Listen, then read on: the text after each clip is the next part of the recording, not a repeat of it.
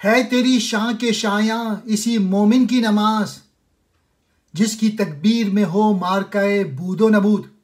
یہ شعر علامہ اقبال نے قطب مینار دہلی کی شان کے متعلق کہے ہیں۔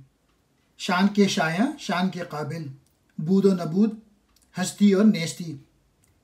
اے ملت کے لوگوں، نمازیں تو بھی پڑھتا ہے، لیکن یہ نماز کی اصل روح سے خالی ہیں۔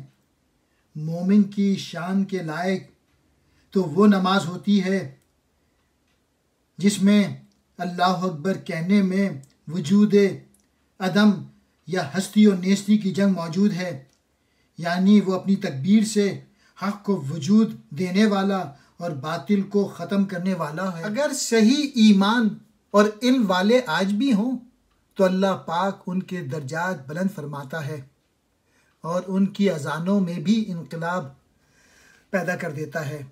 سورہ مجادلہ میں ہے، اللہ تمہارے ایمان والوں کے اور ان کے جن کو علم دیا گیا درجے بلند فرماتا ہے۔